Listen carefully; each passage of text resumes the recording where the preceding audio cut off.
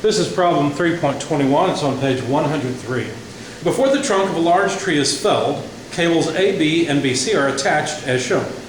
Knowing that the tensions in cables AB and BC are 555 and 660 newtons respectively, determine the moment about O of the resultant force exerted on the tree by the cables at B.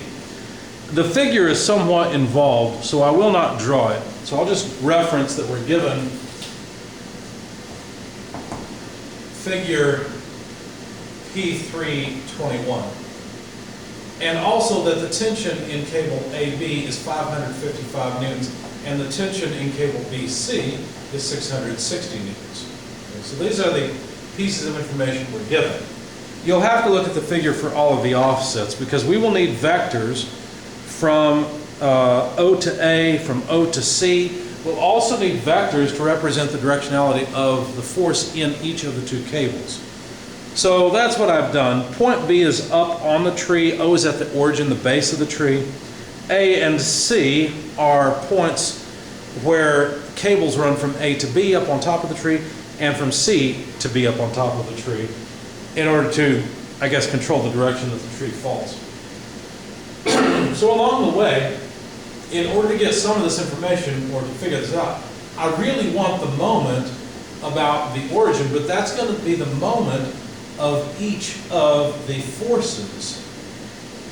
And I'm unfortunately using a different symbol here. Really, FAB is the same thing as TAB. It's the tension in the cable or the force on that line, if you like. It doesn't matter. But I need the cross product of that. And then the other cable also applies a moment. So I will need the vector from O to C crossed with the force in cable BC. Okay? If you look at the figure, this should make some sense. Now, fortunately, I don't have to intuitively figure out what kind of moment these cables are causing. All I need to do is plug and chug with the math, so we should be okay. Anyway, to draw the vector from O to A, please refer to the figure. It's negative 0.75 in the same direction as the x-axis. In other words, with an I vector, an I unit vector, plus 6k in the z direction. And this is a vector that has units of meters. It's just length. The vector from O to C, notice I need that one as well, is just 4.25 in the I direction plus 1 in the k direction meters. So there are the two vectors that point from the base of the tree to the ground points where the two cables are attached to the ground. Now, for the sake of the forces, I will need the unit vectors that point from B to A, for example, so that I can represent force from B to A as a vector. So I will need a vector pointing from B to A divided by the magnitude of that vector. So negative 0.75 I minus 7j plus 6k is a vector, or is the vector, that points from point B to point A. Then I have to divide by the magnitude of that vector, plus 75 squared, plus 7 squared, plus 6 squared. Notice all of these are units of meters, so I have meters over meters. That means this will be dimensionless. When you plug it into your calculator, it's negative 0.75 over 9.25 I minus 7 over 9.25 J plus 6 over 9.25 K, and these are dimensionless. Similarly, for the unit vector from B to C, so I can get the directionality of the force in that cable, that's 4.25 in the I direction, move from B to C, minus 7 to J, move from B to C, and plus 1 in the K direction to move from B to C. Divided by the magnitude, 4.25 squared, plus 7 squared, plus 1 squared. And simplify it a bit, the denominator comes out to a decent number, 8.25. And so we'll just fill that in. You can check the magnitude of either of these unit vectors if you like, taking the square root of the sum of the squares of each of the terms, and you'll find that they in fact do have unit length. They are 1 unit long. So now, what I really wanted though was to use this vector to write the force vector along cable BA. Now that vector has a total magnitude of 555 newtons. I can then simply multiply that by the unit vector, negative 0.75 over 9.25 I minus 7 over 9.25 J plus 6 over 9.25K. And now I've got a force vector in that direction. Of course, I could simplify this a bit, but I chose not to. I just chose to leave it like this. I can do the same thing for the force from B to C in that cable. Now we know that cable carries 660 newtons of force and is directed along unit vector BC. So 4.25 over 8.25. I guess I could have factored that out, but let's see, did I do that in the matrix? I did. So you know what, let's go ahead and do that. If we divide by 9.25 here, that'll get rid of all this mess. There we go. And then let's do the same thing over here, 8.25, since 8.25 appears in all these terms. So then I minus 7, and I forgot to write my j here, I'm sorry. J plus 1k. So there are the force vectors. Of course, we could multiply this through if we wanted to. I just didn't bother because I knew what I needed to do next was to take these cross products. So I guess what I'll do is just go ahead. We know this is ROA, so let's just remember that's there, and we need to take the cross product of that with FBA. So let me. I've got notes here, so I'm going to put it. I'll put it right back here. But I've got to erase that, that vector in order to have space. So this moment will be equal to, I'll need the determinant of the matrix IJK with ROA. So ROA, oh, I've erased it, didn't I? So that's negative 0.75 in the I direction. Let me spread this out a bit. So a little more space. Should be better. 6 in the j direction, 0 in the k, and then FBA, well, that, I'm just going to pull out these constant multipliers of, let's see, wait a second, I'm pointing to the wrong vector. It should be this vector. FBA is here. 555 over 9.25, that's newtons over 9.25, and then the particulars are negative 0.75, negative 7, and 6. So negative 0.75, negative 7, and 6. Don't be confused here. The units of this row are, of course, what were we? In meters? Yeah, they were meters. And then the units of this row with all of this would be newtons. Now, as it is, this has units of meters and this has units of meters, but they cancel. You might say, well, doesn't this also multiply that row? No, it multiplies the result. The determinant of a matrix is really just IJK components. And so this will multiply through. All I've done is pull them out for my convenience. Okay? So basically, we'll have meters from this row, meters here and meters here, but those two will cancel essentially. Okay? So, or you could say the first one cancels, it doesn't matter.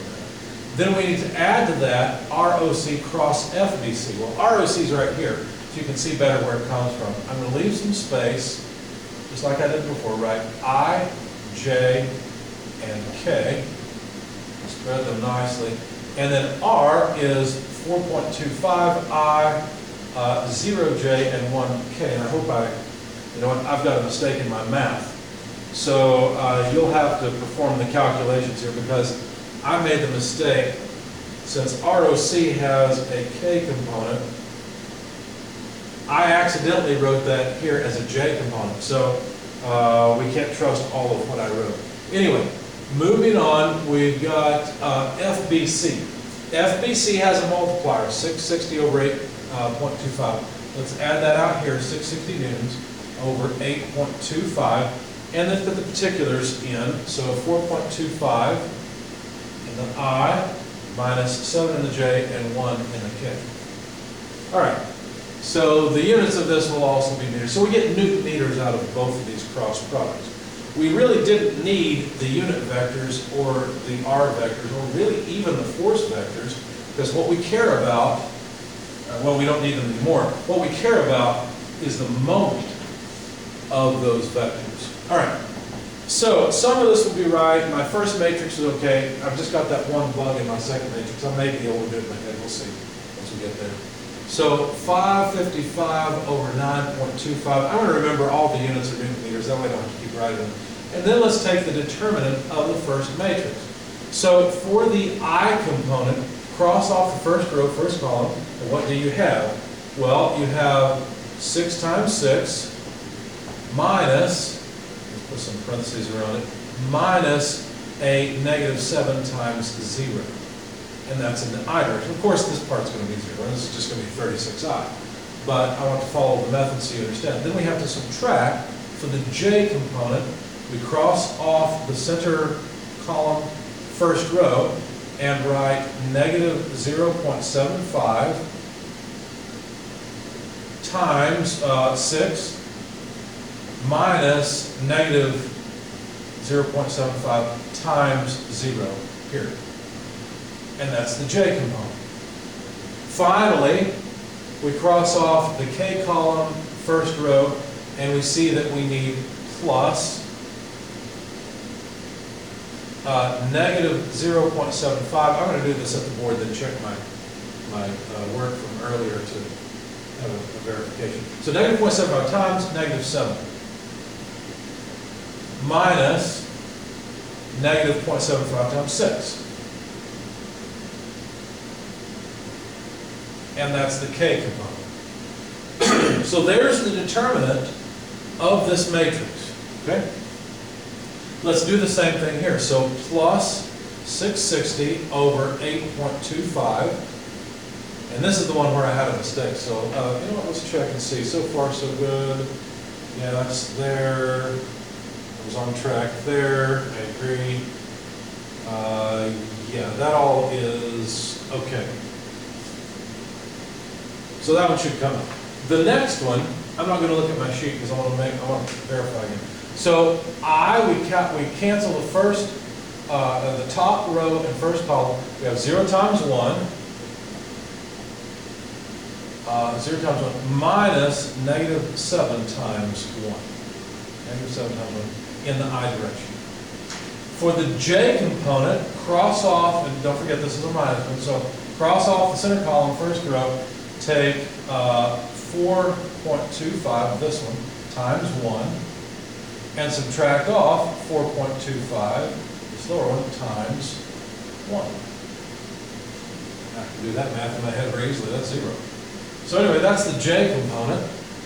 And then for the K component, cross off the last column, first row, and write plus 4.25 times negative 7